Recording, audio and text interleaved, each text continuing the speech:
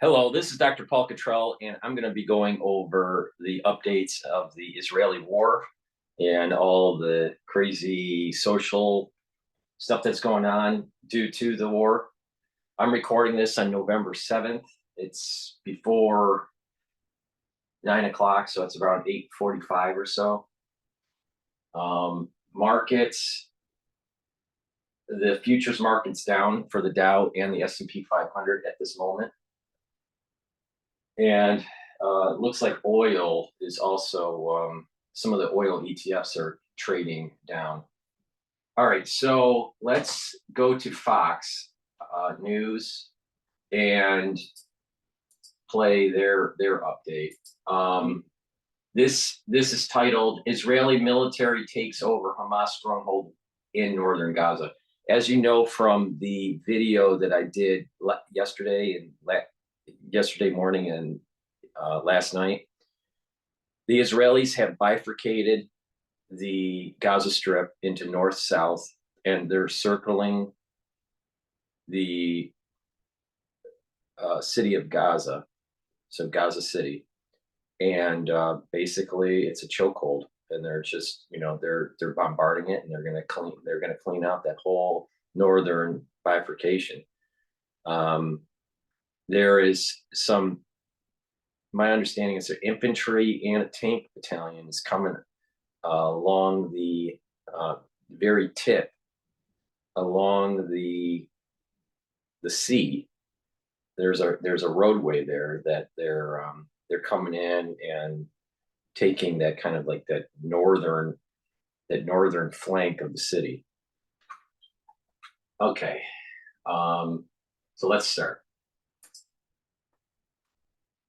In control of a Hamas stronghold in the northern part of the Gaza Strip. And the United States is planning to send $320 million in precision bombs to Israel, as today marks 1 month since Hamas carried out its brutal attack. Trey Yanks is live on the ground in southern Israel with the very latest. Trey, good morning. Yeah, hey, Todd, Carly, good morning. It's been exactly... I like Trey's coverage. There's probably some other deeper embedded journalists in the region that are probably more combat oriented journalists, but he's pretty good, actually. I'm pretty impressed with him. I think he's balanced.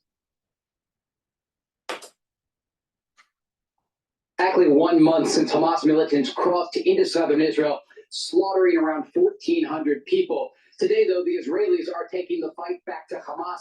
They continue gaining more territory inside the Gaza Strip. I do want to just show you what it looks like behind me, the level of destruction growing throughout Gaza as the Israelis continue their airstrikes, artillery strikes, and ground operations. We do understand that over the past day, the Israelis secured a Hamas stronghold in the Strip. They say there were anti-tank guided missiles there, launchers, other weapons. This right here, and you probably don't see it very well, but it's exactly what I said it was. It's going to look like Syria, the Syrian war, the bombing of the Syrian cities, and it's looking exactly like it. Now, part of the reason is because the building code and the materials that they use to make the buildings are very similar, but just constant shelling. I mean, it's just totally destroyed. And it needs to be. And other material inside this compound. Arab media does report that the Israelis now control the road inside Gaza that goes along the Mediterranean Sea, an indication that they are within a mile of Al-Shifa Hospital, the place expected to be where they will find more of a Hamas stronghold, an area where they've released information about a tunnel entrance and network underneath Gaza City. All of this is taking place as the ground operations continue, the Israelis using those airstrikes to support their forces. But they've also uncovered some interesting evidence of what's taking place inside Gaza. This video here shows you different rocket launching units belonging to Palestinian Islamic Jihad, the second largest faction inside Gaza. And these units were found underneath a mosque and around a civilian area for Boy Scouts and Girl Scouts inside Gaza. Look at that. These are rocket launcher shoots. It's amazing. I'll tell you, these people like Oxfam Yeah, I don't know if I'll be able to find it on Al Jazeera, but sometimes Oxfam, Ox, is it Oxfam? Yeah, Oxfam. Oxfam is a NGO.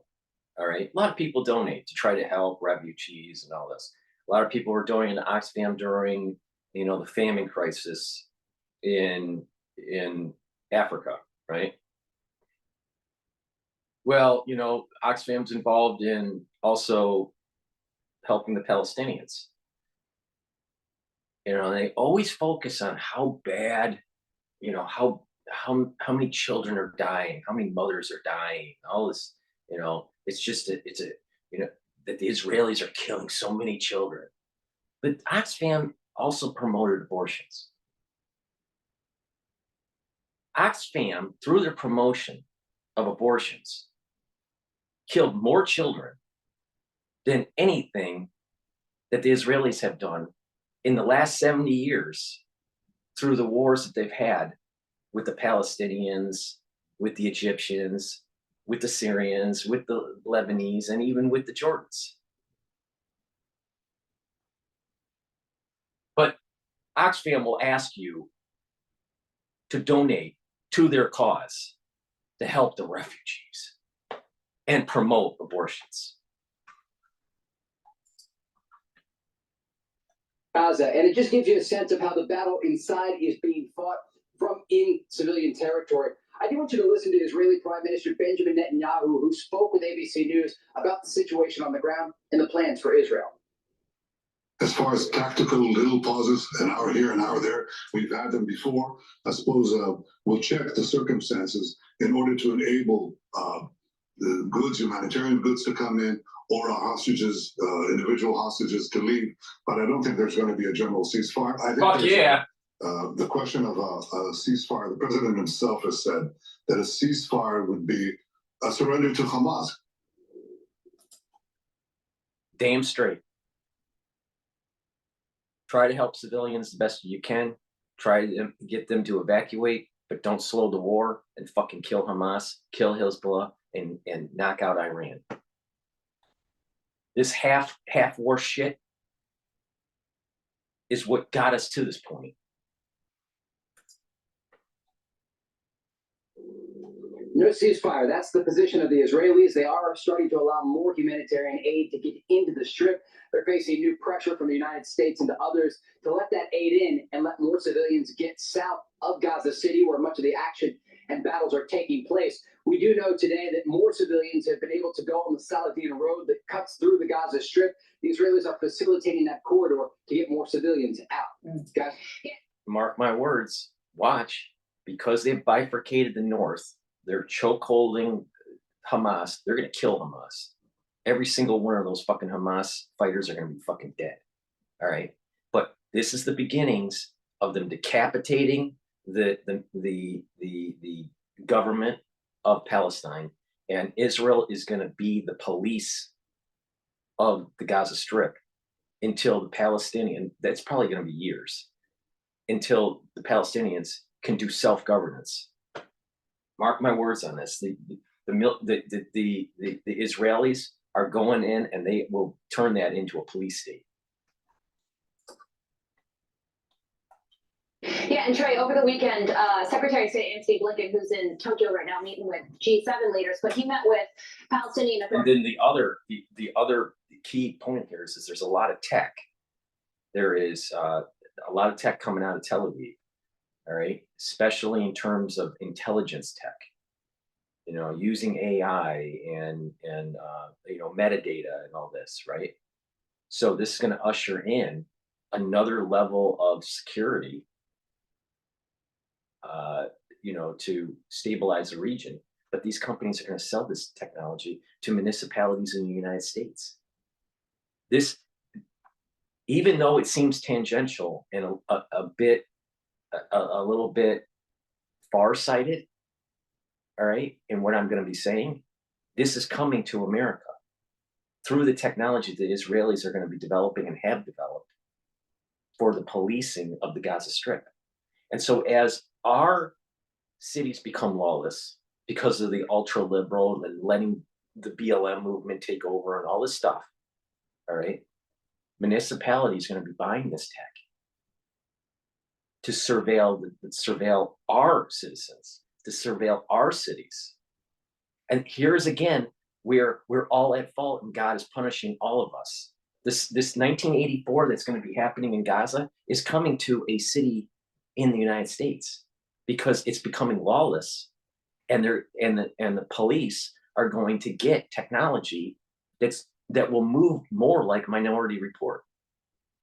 You'll get to that, almost to that point where they're using algorithms to try to prevent crime. And there's going to be, everything is going to be hyper tagged.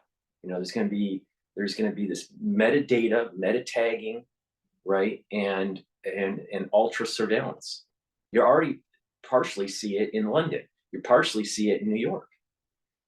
But this will be the test bed to advance all these tech companies that are in Tel Aviv to sell this new technology to municipalities that are lawless. Thank you again, ultra liberal, for bringing in 1984. And because us conservatives didn't do anything about it when it was benign, now it's turned into a malignancy. Thank you very much. It's the same thing that I said during the last crisis. The fourth and fifth cocktail would not be released if you shut down the fucking labs. We didn't do that. We didn't do it. We didn't do it, and now we're going to have problems. This is why I say, when you see a problem, solve it at the beginning before it gets worse. Authority President Mahmoud Abbas, and he said, listen, after this war is over, we want the Palestinian Authority to play a central role in what happens next in Gaza. How do you think that is being read by Palestinians in the West Bank? And also, is Israel on the same page with that game plan? That's a great question, and that interview was illuminating. It really showed that the Israelis may be saying something publicly, but privately be planning something else. They're likely to hold territory inside the Gaza Strip for an undisclosed amount of time until they're able to stabilize the security situation inside Gaza. Then, at which point there could be other outside actors or the Palestinian Authority that get involved to try and determine who will rule the Gaza Strip after Hamas. But it's an incredibly challenging scenario for Israel. They understand that if they occupy Gaza, they will face a growing insurgency against their forces. In the past, they have done this, and it has been incredibly challenging to do. And one thing we should note here, there are more than 1 million Palestinians internally displaced inside Gaza. We saw the Gaza Strip from the inside over the weekend, and many of those homes are destroyed. They will have nowhere to return to. So you have a major humanitarian crisis that's developing, and it's something that will last for years because there will be rebuilding efforts that need to go on, and that will need money and support from the international. You're going to have rebuilding. There's going to be kickbacks. There's going to be skimming by the government. There's going to be a ton of money. I mean, think about it. The only reason why we have a war in the Ukraine is for two reasons. One, to try to expand NATO. One, to knock out Russia. And two, to send a whole bunch of money to BlackRock for the rebuilding of Ukraine. I wonder if Goldman Sachs is involved. You know, I see in the distance the potentiality of a new headquarters for Goldman Sachs. International community. Without question, a lot of unknowns and a lot of concerns still hanging over this entire situation 1 month into this brutal war. Trey Yanks live for us in southern Israel.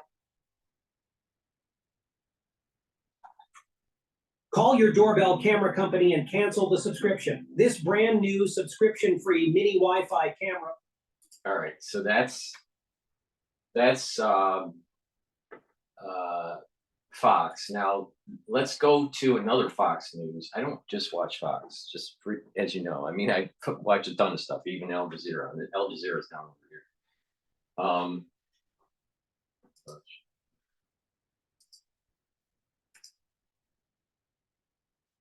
know what they're playing here. Al Jazeera. But okay, this Fox poll for young Americans overwhelmingly disapprove Israelis' attacks on Hamas. All right, let's play this.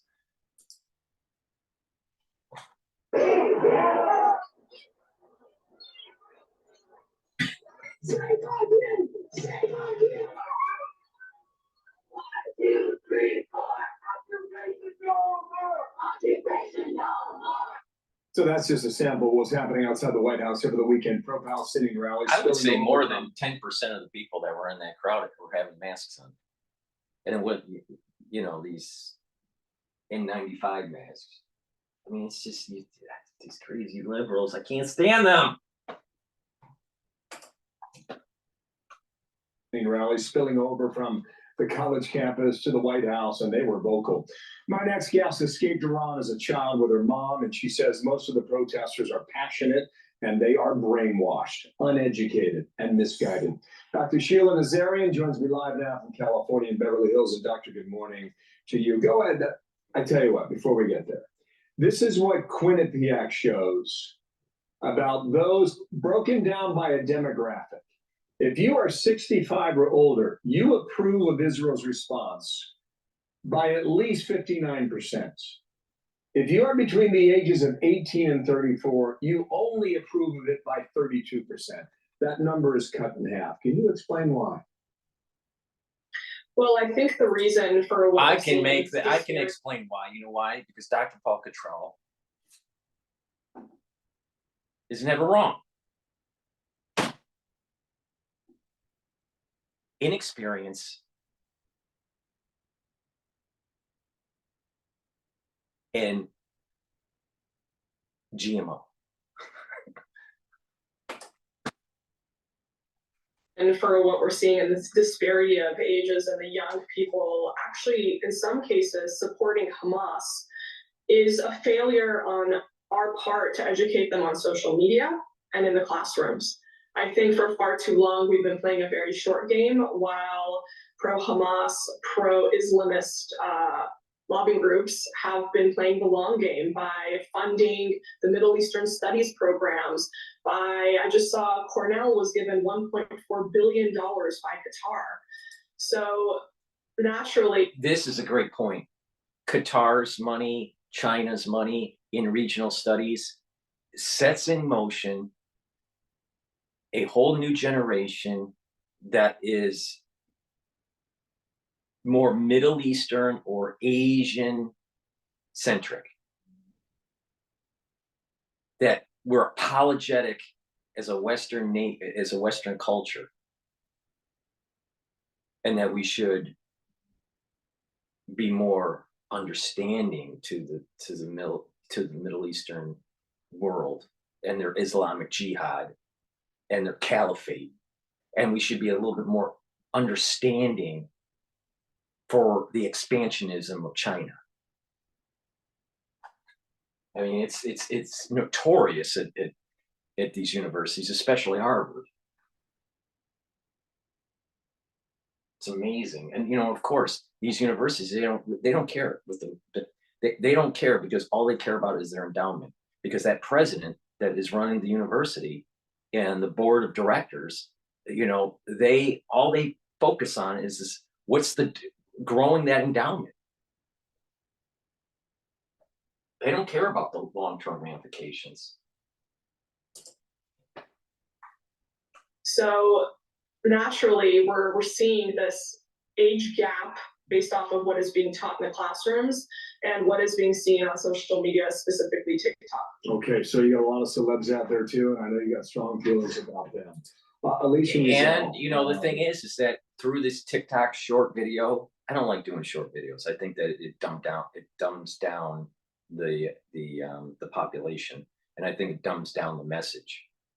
If you have anything to say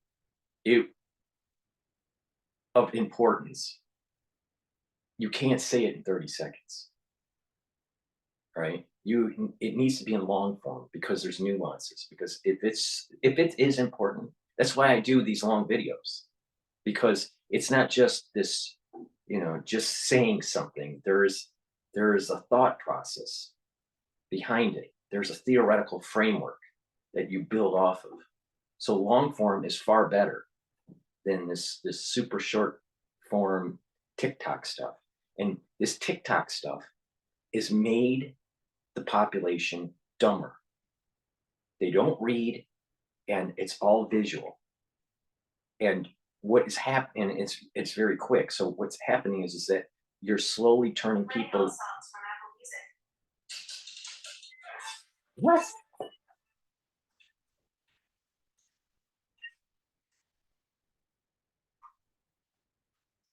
I had no idea why that happened. All right, so what was I saying? So TikTok is making people dumber. All right, because they're not reading. And what's happening is that it's almost like you're programming the next generation to have ADHD because they can't sit down and read. You know, when you see a child in early development, like, you know, year one, you know, and they can't sit, you know, and you don't force some sort of behavioral change on them early, they're going to end up having problems when they get to age 5, 6, 7, and they'll start having reading problems because they can't sit and learn, right? So we are programming, we're designing a society that is actually dumber, a lower IQ society. So, you know, this TikTok thing, so that this generation, this mezzanine that we're talking about, that's anti-Israeli and pro-Palestinian, pro-Hamas, is a generation that is increasingly becoming ADHD, increasingly becoming less knowledgeable of different subjects, and increasingly ultra liberal. This is a big problem. This is a huge problem. And probably the only way to deal with it is to eliminate the ultra liberal, like we have to eliminate Hamas, Hezbollah, and Iran. Because I'll tell you, you can't deprogram them. These people will not grow up normal adults. Alicia Wiesel, the son of Elie Wiesel, was with us earlier today, about 9 o'clock this morning. Here's how he frames social media, the young people. Another tidbit. I know I'm bouncing around, right? No, I don't have ADHD. All right, because of my years at Catholic Charities, managing their portfolio and their finances, you know, for budgeting and forecasting, right? And, you know, the corporate finance of all the different entities. We had a huge a gala with Cardinal Dolan, right? And we had connections with Fox News, right? And I've met Jeannie, the judge, right? Multiple times. I don't know, 6, 7 times. All right. And I've seen Hannity, you know, Fox News was because it's more conservative, was very generous in trying to help promote some of the programs within New York that Catholic Charities and UJA were developing and supporting, you know, food pantries and helping the homeless and, you know, helping the blind, the deaf, you know, we had a lot of different programs, even immigration in terms of DACA and all that. Catholic Charities and UJA were heavily involved in that. But UJA is the Jewish organization that's like Catholic Charities. I've met Hemmer multiple times, all right? In person, he looks like such a fucking wuss, right? He looks like he's not a wussy on TV, but in person, that guy is such a wuss. Young people of America and the world on this. To go through life and simply take what you see in a TikTok video or Instagram and say, oh my God, people are suffering, Israel has dropped bombs, therefore Israel must be evil, is such intellectual shorthand that students deserve better. They deserve better from their teachers, they deserve better from themselves and their parents, and we're encouraging critical thinking here to occur in university campus. And that's Here's the because of problem. the TikTok world that we have. This is the point I'm making. 30 seconds videos all the time, all day for months on end, turns those students into non-critical thinking organic units. I mean, they're not even human anymore. They're just organic units. So here's the problem: is that TikTok sells, Instagram sells. I mean, you look at the incredible popularity of these social media sites. It's hard to counter. And it's increasingly difficult to counter with billions of Muslims in the world and only 15 million Jews in the whole world. You know, they have bots. I know from the conflict 2 years ago, most of the messages and Now think about comments that. that were Think about that. There's only 15 million real Jews out there. All right. Might be a little bit more, you know, like it's 15 to probably 20 million. All right. But not much more. All right. That in itself shows that there is a divine hand in protecting the Jewish people. Because there's no people in the history of mankind that's gone through so many hardships over thousands of years and still survived with such a small population relative to the surrounding populations. Right there shows that there's like, you know, don't fuck with them, right? I'm telling you, guys, wake up, wake up. The Islamic world is going after Jews and Christians. and comments that were pro-Palestine on Instagram were traced back to 2 IP addresses in Malaysia. So we're really playing this PR war that by numbers is daunting, but that doesn't mean that we stop, and that doesn't mean that we stop fighting for the truth, and that we promote and hold accountable truth in universities and hold teachers accountable. For example, the teacher at one of the Ivy League schools that said that Hamas's attack was exhilarating. Hearing from the majority of the Ivy League school presidents not being able to say what Hamas did was wrong. How easy is that? And they're not even able to verbalize that. Yeah. It has been such a wake-up call for... Because what's going on with the Palestinian movement is one step away from the BLM movement. Trust me on this. Trust me on this.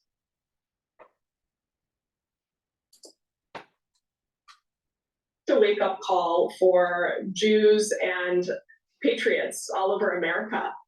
I bet. I don't know if you saw over the weekend, but that red paint that was put on the gates of the White House, I think it is still there as of this hour. Now, when this happened in New York during the George Floyd protests, they put all that red paint over the George Washington Arch in Greenwich Village. Well, the NYPD was out there within 12 hours and sandblasted that stuff off. And I mean, we'll get a check of the White House and see whether or not that's removed. Final point. You started 3 years ago with your activism. And you believe today, based on what you're seeing on campuses, among young people, among celebrities, that the mask has come off. And about 15 seconds to address that. Go ahead.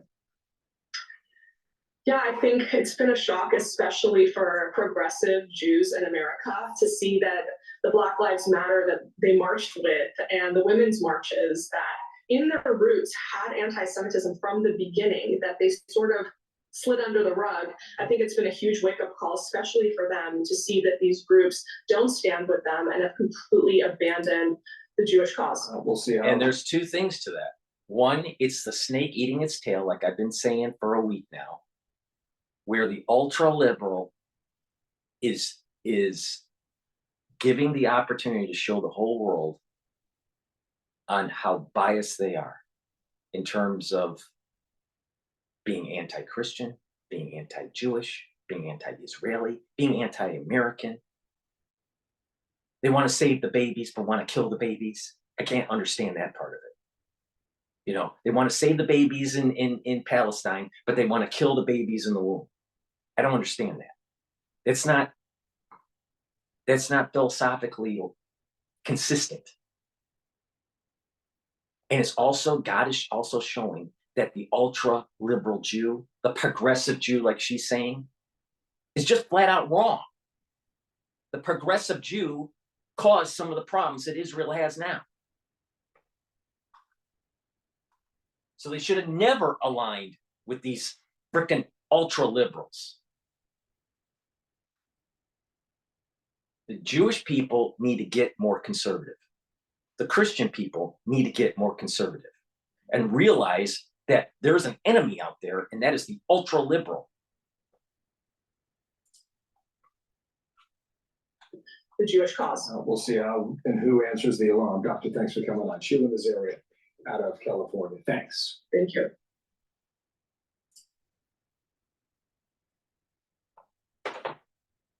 Okay. And notice, it was doctor. You know why? Because it's a terminal degree. All right. Okay. Now what we're going to do is we're going to go and we're going to do a commercial on P&N. Make sure that you go to my store, the-studio-reykjavik.com. Link is in the description of this video, and get the structural nano silver toothpaste that I have. This is the best toothpaste that you're going to be able to buy. Why? Because it doesn't have fluoride in it, and it has structural nano silver. It will neutralize pathogens. Oh, by the way, that was really important in the last crisis. And it will whiten your teeth, freshen your breath, reduce the gum inflammation, and help to reduce cardiovascular disease and valvular disease. The bacteria that's in your mouth, if it gets into your bloodstream, can cause problems cardiovascularly and the valves of the heart. All right.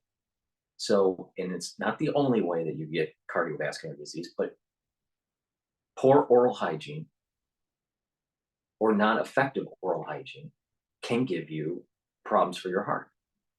So the best thing to do is to take the best toothpaste use the best toothpaste that you can get.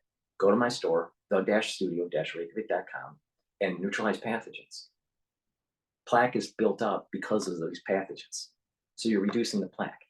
And by reducing the plaque, you're reducing the cardiovascular disease. By reducing the pathogens, you're reducing the cardiovascular disease. By neutralizing the pathogens, you fare a lot better during the cold season. You can't get that from Crest. So, or Colgate, all right? So why don't you go to my store, the-studio-reykjavik.com, support my work, and get a few of these tubes of toothpaste, all right? No fluoride, it's structural nano silver, it's the best toothpaste that you're gonna be able to get. And by the way, my toothpaste is better than Alex Jones's toothpaste. So instead of supporting Alex Jones, why don't you help and support Dr. Paul Cottrell? I also sell powdered and also in capsule form probiotics, protein probiotics. This one is in the powdered form, and it has a little scooper in it. You take 1 scoop a day. You can put it in water. I put it in hummus. You can put it in a smoothie. It doesn't matter, right? I take it every day. I usually take it in the afternoon. And what this will do is it'll help to get that correct gut biome. When you improve your gut biome, you're going to absorb energy better. You're going to have more consistent stools. You're going to have better metabolism. And you're going to actually reduce the chances of depression. Depression, parts of depression, not all depression, but parts of depression can be related to poor gut health. So go to my store and use this probiotic and improve your health. In addition, you can also get vitamin D3. Why is vitamin D3 really important to take on a regular basis to maintain your health? It helps to absorb calcium. It is a cofactor for gene expression, and it helps to get rid of cells that need to go through apoptosis. So when you're going through the cold season or a crisis like we just went through, and you need cells to actually go through apoptosis because they've been infected, and you're low on D3, it won't go through apoptosis that well. Oh, I wonder why D3 was so important as part of the protocol to go through the last crisis. And that's the reason why D3 is part of the anti-Fauci box that I have. In addition, if you have osteoarthritis, you can heal it. It takes a while, it takes months. And I've done this because I had arthritis because of doing the triathlons. You know, and let's say you used to be semi-pro athlete or a pro athlete or collegiate athlete. Now you have arthritis, whatever. What you do is you take higher doses of D3. Okay, I normally take 10,000 D3. I take one in the morning. This is a 5,000 UIs. Is it UI or IUs? I think it's UIs. All right, and what you do is I take it in the morning and at night. But when that's my normal consumption of it. Now, when I was trying to heal my body from the osteoarthritis, and I had, arthritis in my knees and in my shoulder and my elbow and my wrist, right? So the best thing that you can do is take higher doses of this. For me, I took 20,000, all right? But that's based on BMI, based on height and weight and all this stuff, right? And muscle mass and all this. So some people may need to take less, some people may need to take more based on their BMI. Now, when you take higher doses of this, right, and you lightly and throughout the day, you don't take it all at once. You spread it out throughout the day. So, for me, my normal dose is 2 times a day. Well, when I was doing the osteoarthritis healing, it was 4 times a day. You drink milk. I was drinking 1 or 2% milk, right? Cow's milk, right? And you're absorbing the calcium, and then you do light resistance training on the joint, the problematic joints. All right, light resistance training, nothing heavy. Do not, because you'll injure your joint if you do that. Very light resistance training, and over time, slowly increase the light resistance training, but never go to while you're healing. Don't do heavy resistance training. Just light. That means like a little bit of weights on these joints. All right. Light. Let me say that again. Light resistance training. And what will happen over time, it will start to remodel and heal. You can also help with remodeling that joint by taking the D3 and the collagen. All right. And when you do that for 7 to 9 months, you're going to notice that the joint, the osteoarthritis is healing. The issue is that the first 2 months, it might get more painful. But after that first 2 months, what will happen is it actually starts to heal. And what's happening is that it's hurting more because you're doing the light resistance training. That's why I said light. And that's remodeling. And there's a lot of things that are going on. It's remodeling the bone. It's strengthening the cartilage. It's helping, strengthen the tendons and the ligaments. And it takes a long time for that to happen, 7 to 9 months. Now, when you take this in higher doses, it can create a certain level of toxicity that may give you some brain fog. The moment you start to feel brain fog, and you're not going to get it right away. It takes months to get the brain fog, but once you get the brain fog, go back to a normal level. All right. And then stop. All right. Most people, when they get the brain fog, it's about the time when the joint is at about 80% healed. All right. And what will happen is that you won't have pain anymore for your joint. And then slowly up the resistance. Go back to your normal D3 consumption. Still drink the milk, right? And you'll strengthen the joint now. That first 7 months or 9 months, you're remodeling and strengthening, and then what's happening is now you're strengthening the joint with a little bit more intensity, not too much, but just a little bit more intensity with the resistance training. And then over time, your strength, you can go back to your normal weights for resistance for that joint. It takes a while, but it'll work. So now I just gave you a great way to help to remodel your joints and diminish the effects of osteoarthritis. Did Alex Jones tell you that? No.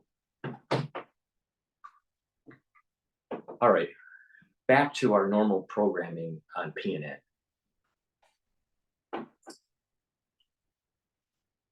Its operations in northern Gaza, pounding the area with airstrikes and encircling Gaza City. Israel Defense Forces are expected to enter the city soon. They have been preparing for urban warfare with the Islamist militant group Hamas, which is likely to lead to a sharp rise in casualties. The Israeli troops have already severed Gaza City from the south of the territory.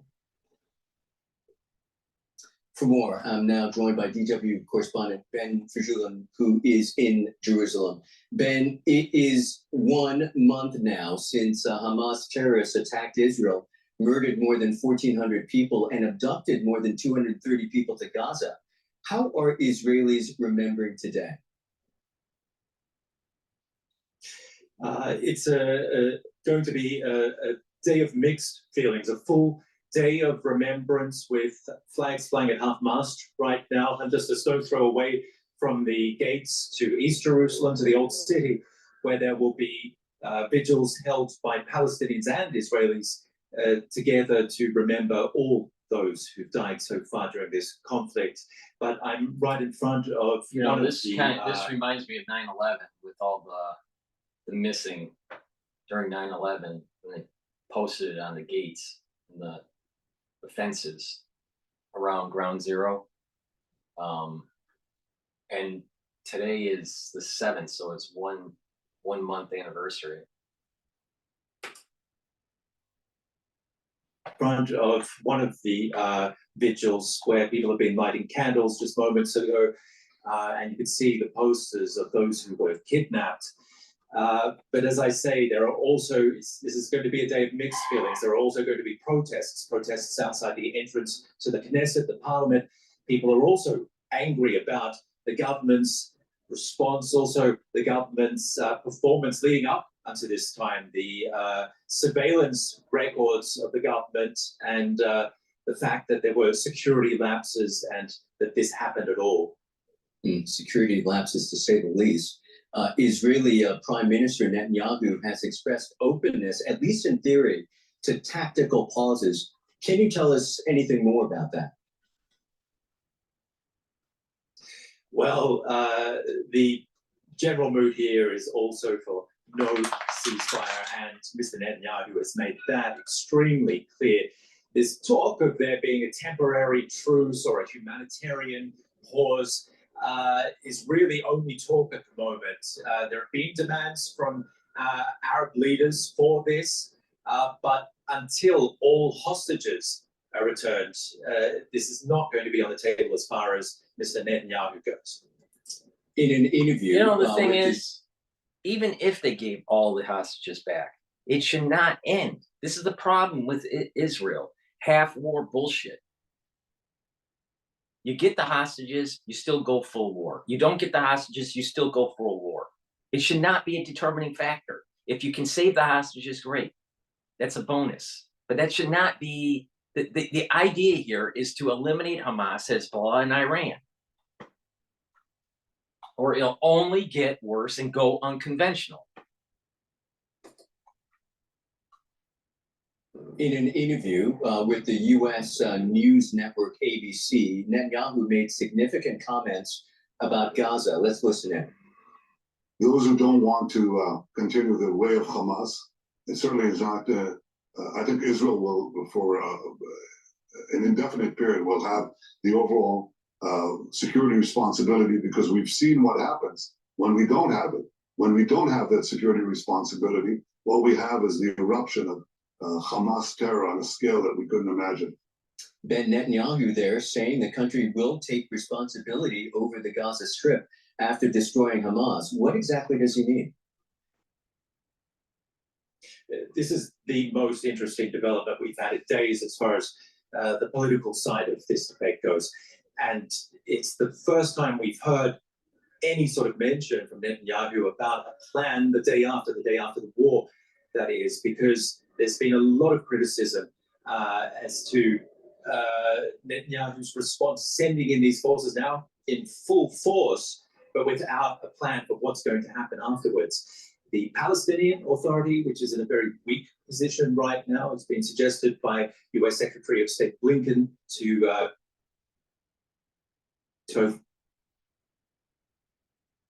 why is this stop?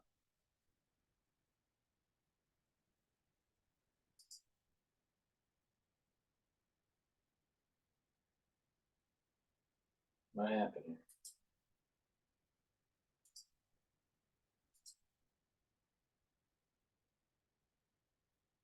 What?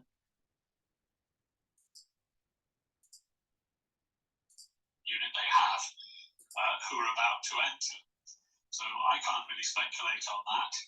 The overall context is that there are 20 or 30,000 within Gaza. I'll tell you, I've been having so many electronic problems the last 2 days. I would suspect there are going to be a fairly high number, as they will want to make a stand. The Israeli Oh, come on, man.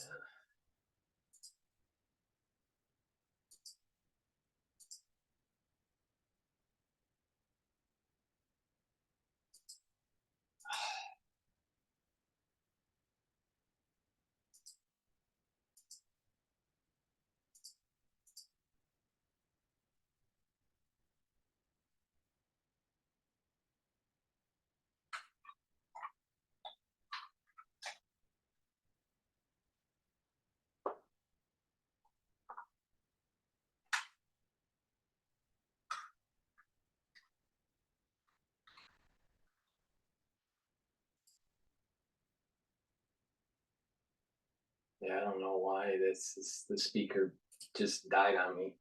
I'll probably have to reboot. So what I'm going to do is I'll do another system reboot and then do another video on this and start this video again. But please go to my store, the-studio-reykjavik.com, and get the products that I offer. And also, please support my work by donating on my website, the-studio-reykjavik.com. The link is in the description. You can donate on the homepage at the very bottom through Stripe or PayPal. You can be a paid subscriber for my Patreon channel, and you can donate through Buy Me a Coffee. Links are in the description of this video. In addition, please subscribe to all 6 channels. I have 3 YouTube channels. I have a Brighteon, Bitchute, and Rumble channel. Please subscribe to all 6 channels so you can get the notifications and be able to see some of my older content that is censored on YouTube. I cover things from a very unique perspective. I'm not wrong. I'm very accurate and and raw. And you may not agree with me, but I don't fucking care. So please go to my store and make sure that you buy the toothpaste, because it's the best toothpaste that you can get. Get the health supplements that I keep on telling everyone to boost up their immune system, to slow down the aging process. And so by doing that, it's preventative. You're going to reduce diseases by doing this. It's not a cure, right? It's not a silver bullet, right? But the thing is that it increases the probability of you aging slower, increases the probability of you having more energy, increases the probability of you being able to fight cancer. It increases the probability of you enjoying your life. Proper diet, proper exercise, proper supplementation, proper sleep. And by the way, I have a great sleep aid. It's called Good Night Formula on my store, the-studio-reykjavik.com. It'll help you to get into those 3 REM cycles. You try that product and you'll be amazed at how better your memory will be, how much more energy you're going to have when you wake up in the morning. And when you have the proper sleep, when you go through these REM cycles, you're going to actually detoxify your body. That means you're going to have less toxic chemicals in your body, all right? Because your lymphatic system is working better, and your lymphatic system is connected to your CSF. And if you don't sleep properly, you're going to build up toxins in your CSF, your cerebral spinal fluid. All right. So proper sleep is going to actually improve your brain health. Thank you for listening. Please support my work. Please share my work. And I'll reboot the system and try to get the speaker working again. Thank you for listening and have a nice day.